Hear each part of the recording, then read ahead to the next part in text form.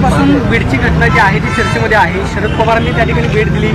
राहुल गांधी परभणीच्या दुर्घटनेच्या म्हणजे ज्या पीडित प्रतिक्रिया गेलेली होती, मुख्यमंत्र्यांनी त्यावरती प्रतिक्रिया दिलेली आहे। गंभीर घटना आहे, तिथे पर्यटन करण्यासाठी जाऊ नये। एक तर ही घटना झाल्यानंतर पहिल्यांदा ती घटना ही बाहेर मांडण्यात आली किंवा न्याय मागण्यासाठी सुरुवात कोणी केली तर ती आमचे सहकारी बजरंग अप्पा सोनवणे, संदीप क्षीरसागर, रोहित पवार, जितेंद्र आव्हाड आणि सुरेश धस आणि नमिता या सगळ्यांनी एकत्र मिळून म्हणजे माझ्या जे वाचनात किंवा तुमच्या कारण का पार्लमेंटचं सेशन चालू होतं, बजरंग अप्पांचा स्वतःचा मतदारसंघ आहे, या सगळ्यांच्याकडून आम्हाला ह्याची माहिती दिल्लीला मिळत राहिली आणि आधी कोणीच गेलं नव्हतं तिथे। बाप्पा आणि स्थानिक सगळे नेते गेले। जेव्हा तिथून आदरणीय पवार साहेबांना सगळी माहिती मिळाली आणि जेव्हा लक्षात आलं की तिथे न्याय मिळत नाहीये, तेव्हा या देशातून पहिले तिथे जाणारे आदरणीय पवार साहेब आणि पवार साहेब गेल्यानंतर सगळ्याच राजकीय पक्षाचे आणि सत्तेत असलेल्या पक्षाचेही अनेक नेते तिथे गेले, असं मी तुमच्या सगळ्या चॅनलवरच बघितलं। मला असं वाटतं की मी खरं तर बजरंग अप्पा सोनवणे, सुरेश धस, संदीप क्षीरसागर, रोहित पवार, जितेंद्र आव्हाड, नमिता या सगळ्यांचे मनपूर्वक आभार मानते की एक संवेदनशील विषय आणि तमाम महाराष्ट्रातल्या तुमच्यासारख्या असंख्य मीडियाचे की ही घटना तुम्ही आमच्यापर्यंत आणून आम्हाला ती सांगितली। प्रचंड अस्वस्थ करणारी भयानक अशी घटना आहे। माझी महाराष्ट्र सरकारला विनंती राहील की ह्याच्यात कुठलंही राजकारण आणूया नको, पण राजकारण बाजूला ठेवून यामध्ये ही जी क्रूर घटना आहे, जी छत्रपतींच्या शाहू फुले आंबेडकरांच्या महाराष्ट्राला, सुसंस्कृत महाराष्ट्राला न शोभणारी आहे, अशी या घटनेला न्याय त्या दोन्ही कुटुंबाला, मग परभणी असेल आणि बीड असेल, यांना मिळालाच पाहिजे। आज सकाळीच तुमच्याच सगळ्या चॅनलवर मी बजरंग अप्पा सोनवणेंची आजची सकाळची प्रेस ही पाहिली, त्यांनी अनेक सूचना त्याच्यातून केलेल्या आहेत आणि मला असं वाटतं एवढं मोठं ज्यांना मॅन्डेट मिळालेलं आहे अशा महाराष्ट्राच्या सरकारने हा विषय गांभीर्याने घेतला पाहिजे आणि नुसता घेऊन उपयोग नाही, त्या दोन्ही कुटुंबाला न्याय मिळाला पाहिजे। अंजली दमानियांच्या मुलीचे भाषण व्हायरल होते, माझ्या वडिलांसोबत जसं झालं तसंच त्या आरोपीसोबत व्हावं, इतकी हातबलता त्यांच्या कुटुंबियाची झाली आहे। सरकारी मंत्री जातात, सगळे आश्वासनं देतात, कारवाई झिरो दिसते आहे आणि ते कुटुंबीय सुद्धा मागणी करते कारवाई करा, का कारवाई होत नाही? सगळं याचं उत्तर तुम्हाला सत्तेतल्या लोकांना विचारायला पाहिजे ना। मी विरोधी पक्षातली खासदार आहे, तुम्हाला काय वाटतं? बजरंग अप्पा बोलले ना तुमच्या सगळ्यांच्या चॅनलवर, घालतात काही एक मंत्र्यांचं नाव सातत्याने या सगळ्या गोष्टीमध्ये येते, ते पाठीमागे घालतात। मला असं वाटतं हा प्रश्न मला विचारायच्या ऐवजी तुम्ही राज्याच्या गृहमंत्र्यांना तो विचारला पाहिजे, कारण हा विषय अतिशय गंभीर आहे। मी पुन्हा सांगते की ह्याच्यात कोणीही राजकारण आणू नये, विषय अतिशय गंभीर आहे, राजकारण तो होत राहील, पण अशा बाबतींमध्ये महाराष्ट्राने सुसंस्कृत पद्धतीने आपण सगळ्यांनीच मिळून त्या कुटुंबावर होणारा अन्याय हा कुठेतरी थांबला पाहिजे आणि त्या दोन्ही कुटुंबांना, बीड असेल परभणी असेल, या दोन्ही कुटुंबांना न्याय हा मिळालाच पाहिजे आणि त्याच्यासाठीच आज बजरंग अप्पांनी जी सकाळी प्रेस घेतली ही त्याच्यासाठीच होती। अंजली दमानियांचं असं म्हणणं आहे की बीडमध्ये बिना परवाना बंदुका जास्त आहेत।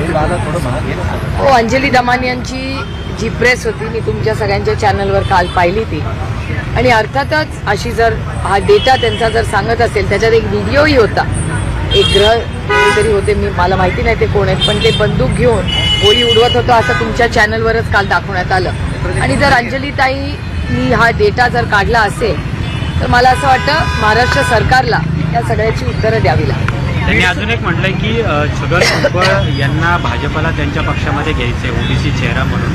सध्या छगन भुजबळ सुद्धा अजित पवारांवर नाराज आहेत, स्वतः त्यांनी हे सगळं बोलून दाखवलेलं आहे, अजूनही ते वेट अँड वॉचच्या भूमिकेमध्ये आहेत। छगन भुजबळ यांच्यावर अन्याय झालेला आहे असं वाटतं तुम्हाला त्यांच्या पक्षामध्ये? एक तर भुजबळ साहेब हे राज्याचे एक वरिष्ठ नेते आहेत, ते कुठल्याही पक्षात असले तरी गेल्या 40-45 वर्षाचं त्यांचं योगदान हे महाराष्ट्र कधीच विसरणार नाही आणि स्वतः आदरणीय पवार साहेबांच्या अनेक संघर्षांमध्ये माननीय भुजबळ साहेब हे पवार साहेबांबरोबर उभे राहिलेले आहेत, हे मी आयुष्यभर विसरणार नाही। आणि त्यांच्यावर जेव्हा मोठा अन्याय झाला मला अजूनही तो दिवस आठवतो जेव्हा त्यांना अटक झाली, मग हॉस्पिटलमध्ये चे दिवस असतील, कोर्टातले दिवस असतील, त्या काळात त्यांच्या कुटुंबाचे आणि मी त्यांच्या वेदना, त्यांनी केलेला संघर्ष हा फार जवळून पाहिलेला. अनेक वेळा मीही त्यांच्या कुटुंबावर कोर्टात गेले, हॉस्पिटलमध्ये असेल किंवा आर्थर रोड जेललाही मी भुजबळ साहेबांना भेटायला गेले होते. त्याच्यामुळे फार संघर्षातून ते कुटुंब आजपर्यंत आलेले आहे. आणि नुसतं त्यांच्या लेकी सुना नाही, त्यांची नातवंडही फार दुःखातून ते कुटुंब गेलेलं आहे. आणि मग शिवसेनेत असेल किंवा काँग्रेस, राष्ट्रवादी काँग्रेस पक्ष असेल, त्यांनी खूप संघर्ष केलेला आहे आयुष्यभर. आणि मला आठवतं की बेळगावचा जेव्हा जी लढाई होती तेव्हा ज्या पद्धतीने त्यांच्यावरही अन्याय झाला, त्यांना अटकही झाली, तेव्हा एक लढवय्या नेता म्हणून भुजबळ साहेबांकडे आपण सगळ्यांनीच देशांनी राज्यांनी पाहिलेलं आहे. त्यांनी अनेक वेळा अनेक राज्यांमध्ये जाऊन ही संघटना उभी केलेली आहे. त्यामुळे एक संघटनेतला मोठा नेता म्हणून आम्ही सगळेच भुजबळ साहेबांकडे बघतो. आणि राष्ट्रवादी काँग्रेस पक्ष एकत्र असताना भुजबळ साहेबांची जागा ही नेहमी आदरणीय पवार साहेबांच्या शेजारी असायची. वयाने, कर्तृत्वाने ते मोठे नेते आमच्यासाठी कालही होते, आजही आहेत आणि उद्याही राहतील. तुम्ही आमंत्रण देताय का भुजबळांना, त्यांनी पुन्हा परत यावं? आमंत्रणाचा विषयच नाही.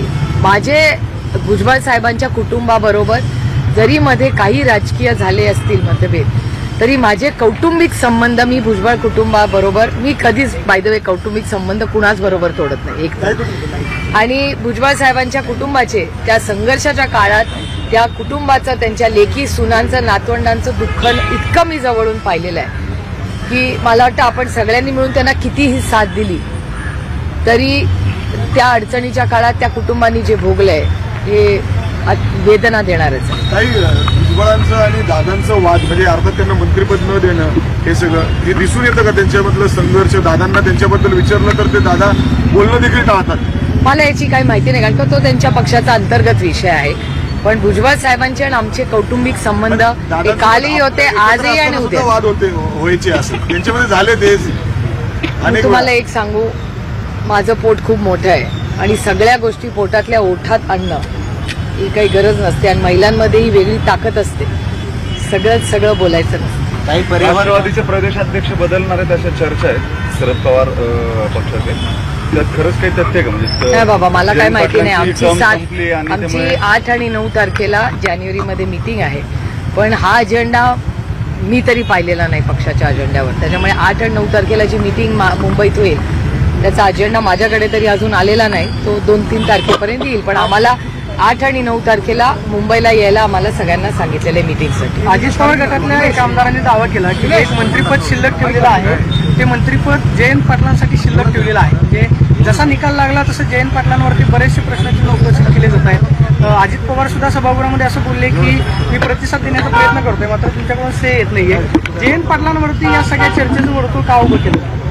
मला कसं माहिती असेल?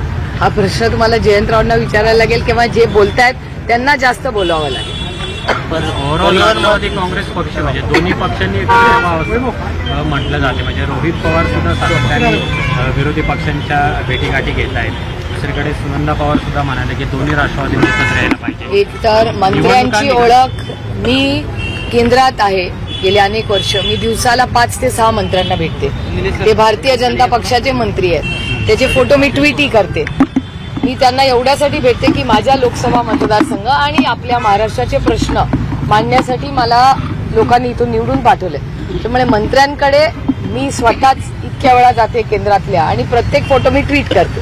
त्याच्यामुळे किती मंत्र्यांना मी किती वेळा भेटले हे मी पारदर्शकपणे माझ्या सोशल मीडियावर टाकत असते. त्याच्यामुळे जे सत्तेमध्ये आहेत त्यांची जबाबदारी असते की मायबाप जनतेची कामं करायची, आणि आम्ही विरोधात आहोत आणि आम्ही लोकप्रतिनिधी आहोत. आमचं जबाबदारी असते सत्तेत असू दे किंवा विरोधात आपल्या मतदारसंघाचे प्रश्न सॉल्व्ह करणे. देवेंद्रजीने अजून एक टीका केली आहे शरद पवारांवर. आज जरी ते 4 वेळा मुख्यमंत्री राहिले असले तरी शरद पवार त्यांचं राजकारण हे क्षमताचं राजकारण आहे. क्षमत म्हणजे फक्त हार जीत या संदर्भातच त्यांचं राजकारण आहे. माझं राजकारण तसं नाही. राज्याचं कल्याण हवं या दृष्टीने माझं सगळं राजकारण आहे. आदरणीय पवार साहेबांच्या वेगळ्या विचाराचे आहे. इतना तो हक बनता है ना एका सशक्त लोकशाहीमध्ये, इतना तो हक उसको बनता है. काही पर्यावरण मंत्री आरोप करतात पवारांवर अशा पद्धतीने. शरद पवार सक्षम आहे स्वतः उत्तर द्यायला. क्रीडा विभागामध्ये संभाजीनगरमध्ये क्रीडा विभागामध्ये जो क्लार्क आहे त्यांनी जवळपास 35 कोटींचा फ्रॉड केल्याची माहिती समोर आलेली आहे. याबाबत कारवाई सुद्धा झालेली आहे. तत्कालीन क्रीडा मंत्री जे होते संजय बनसोडे यांनी याकडे दुर्लक्ष केलं म्हणून या सगळ्या घटना घडल्यात असं वाटतं. तुमचं काय म्हणणं आहे? मला माहिती नाही याची. जर तसं काय झालं असेल, आता जे सरकार आलेलं आहे त्यांनाच हा प्रश्न तुम्हाला विचारायला लागेल, कारण का त्यांचंच आधी 2.5 वर्ष सरकार होतं आणि गेल्या जवळपास 10 वर्षात अनेक असे मंत्री आहेत जे कॉमनच राहिलेले आहेत. म्हणजे पक्ष सगळे एक होते तेव्हा, वेगळे झाले तेव्हा. त्यामुळे 10 वर्षामध्ये मंत्रिपदामध्ये फार मोठे काही बदल असे झालेले महाराष्ट्रात दिसत नाही. पुण्या मुंबईची वाहतूक कोंडी सोडवण्याचा प्रश्न आहे. मात्र प्रताप सरनाईक म्हणाले की आता केबल टॅक्सी चालवाव्यात मुंबईमध्ये. काय करावे? केबल टॅक्सी चालवाव्यात. एकीकडे मेट्रोचे प्रकल्प रखडले आहेत, वाहतूक कोंडी होते. हे सक्सेस होईल वाटते तुम्हाला? मला नाही माहिती केबल टॅक्स काय असते त्याच्यामुळे. टॅक्सी केबल बाहेर. हो, पण केबल टॅक्सी काय असते मला माहिती नाही. मी म्हणजे ती कशी चालते याची मला फारशी काय माहिती नाही. मी टेक्निकली एक्सपर्ट नाही आहे त्याच्यात. मी कसं बोलणार त्याच्यात? 2 महापालिका पुण्याच्या करण्याबद्दल तुमचं काय मत आहे? खासदार म्हणून तुमचा काही भाग मतदारसंघाचा राशी पण काय सरकारचा प्रस्ताव आहे हे तर समजायला लागेल आधी, की जर केलं तर टॅक्सेशनचं काय होणार, बजेट्स काय होणार. त्यामुळे कुठलंही भाष्य करायच्या आधी त्यातला टेक्निकली म्हणजे काय प्रस्ताव आहे हे तर आम्हाला समजायला पाहिजे ना. प्रस्ताव तर सरकारकडून यायला पाहिजे. आता 8 तारखेला योगायोगाने 1 नेशन 1 इलेक्शन याची मीटिंग 8 तारखेला आहे आमची पहिली. त्या JPCवर मी स्वतः आहे. आता त्या मीटिंगला जेव्हा जाऊ तेव्हा प्रस्ताव नक्की कळेल की सरकारच्या मनात काय आहे. त्याच्यामुळे ते जसं इव्हॉल्व्ह होईल तसंच हे बघायला लागेल ना. पॉलिसी तर यायला पाहिजे आमच्या पुढे. आता आजकाल दुर्दैवाने काय होतं, मंत्री एखादं स्टेटमेंट करतात पण पुढे आम्हाला त्या पॉलिसीचं काय झालं ही माहिती डॉक्युमेंटमध्ये येत नाही. योगेंद्र पवारांनी त्यांचं जे अर्ज केलेलं होतं त्यांनी रिकाउंटिंगचं ते मागं घेतलंय, त्याचं काय अचानक कारण त्यांनी मागं का घेतलं? अचानक कारण असं नेहमीच त्यांना सांगितलं ते करायला. कारण का मला असं वाटत होतं की बाकीच्यांनी बऱ्याच जणांनी केलेलं आहे आणि बारामतीमध्ये माझी इच्छा होती की योगेंद्र पवारांना मी सांगितलं की तुम्ही करू नका. आणि बाकीच्या ठिकाणी आम्ही बघतोय ज्या ठिकाणी खूप ग्रे वाटतं, त्यामुळे बारामतीत मी त्यांना विनंती केली होती.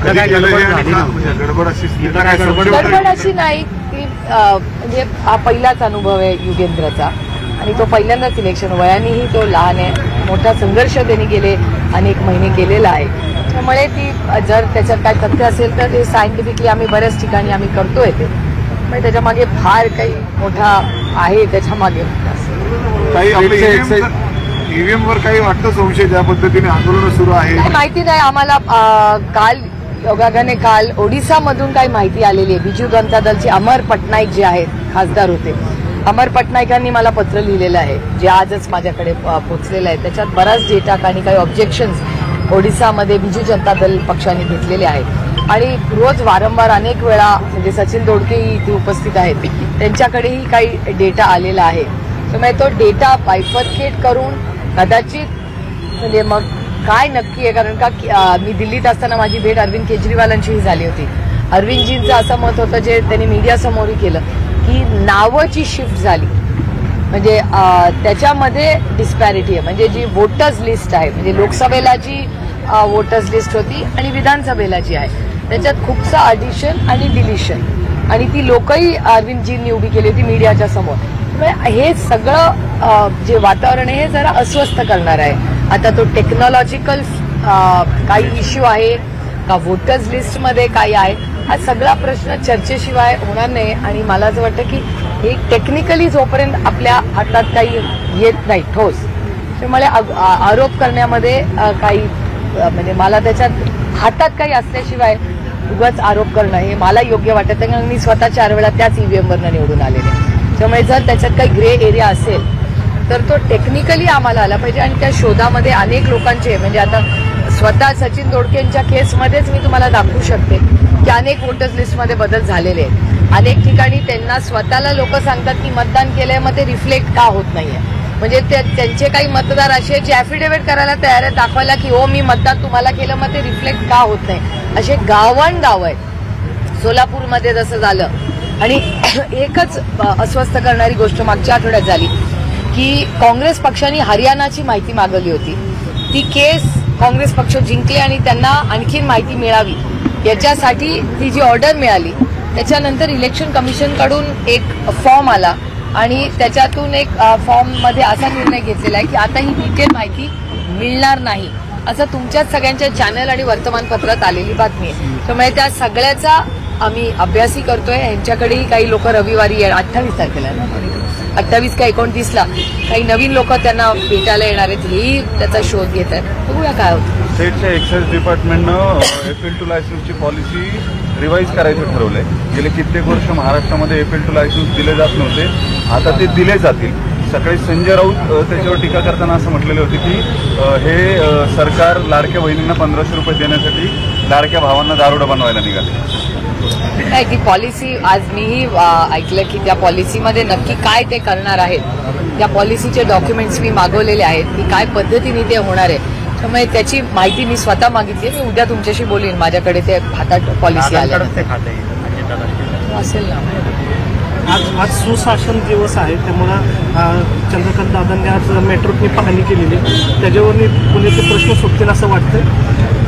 बघा आता एक खूप मोठ्या मेजॉरिटीनी ते आलेले आहेत निवडून. आम्हाला मान्यच केलं पाहिजे की ज्याला इंग्रजीमध्ये ब्रूट मेजॉरिटी म्हणतात अशी त्यांना ब्रूट मेजॉरिटी मिळालेली आहे. त्याच्यामुळे काही महिने राहू दे, पण एकच आहे की एवढी ब्रूट मेजॉरिटी असताना मला अपेक्षित होतं की आतापर्यंत ते सगळे कामाला लागले असते. पण ऑब्व्हियसली रिशफल डिपार्टमेंट्स पालकमंत्रीपद याच्यात खूप वेळ म्हणजे गंमत मला वाटली की तुमच्याच कुठल्या तरी एका चॅनलवर मी पाहिलं घरांवरची एक मोठी न्यूज चालली होती. मला खरंच कधी आठवत आहे की जेव्हा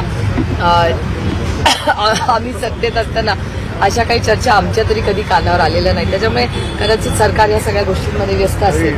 ते झाल्यावर बघूया. केंद्रामध्ये सध्या पॉप्युलर जीएसटी काउन्सिलची जी मीटिंग झाली की त्याला आता 18% आहे. त्यामुळे आम्ही सगळ्यांना सांगितलं आता नो कॅरमल पॉपकॉर्न.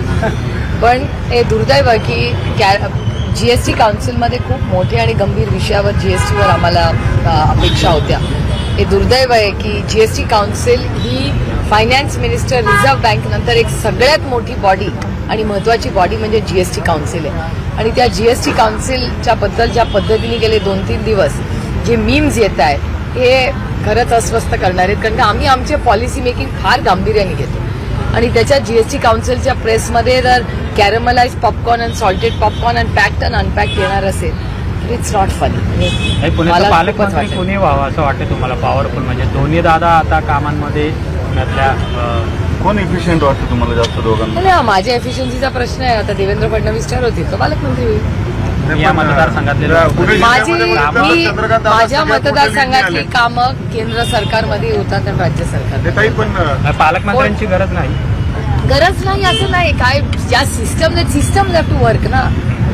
कोणी तिथे बसलं तरी सिस्टम जर चालली असले की पैसे देत नाहीत आता बघूया काय होतं. आता नवीन राज्य आलंय आता बघूया काय करायला. चंद्रकांत पाटील हे पुणे जिल्ह्यात सगळ्यात मोठे लीडनी आले म्हणजे ते दावा करू शकतात या जागेवर. आता ह्या सगळ्या प्रश्नाची उत्तरं तुम्हाला त्यांना सगळ्यांना विचारलं. मी कशी उत्तरं या सगळ्या? तुम्ही मला दिल्लीची पॉलिसीची विचारा. अरे मला कोण विचारते माझा चॉईस? पालकमंत्री असताना तुम्ही होतात सोबत. मला चॉईसचा विषय नाही. माझा प्रश्न असा आहे की माझ्यासाठी आता सगळ्यात मोठा विषय हा देशाची इकॉनॉमी. या इकॉनॉमीमध्ये एवढा मोठा डिप झालेला आहे तर पुढच्या इकॉनॉमी अनएम्प्लॉयमेंट प्राइस राईज साठी सरकार काय करणार? एफडीआय स्लगिश झालेले आहे त्याच्यासाठी काय करणार? डॉलर 84.35 झालेला आहे याचं काय होणार? एवढे मोठे गंभीर विषय आहेत राज्य आणि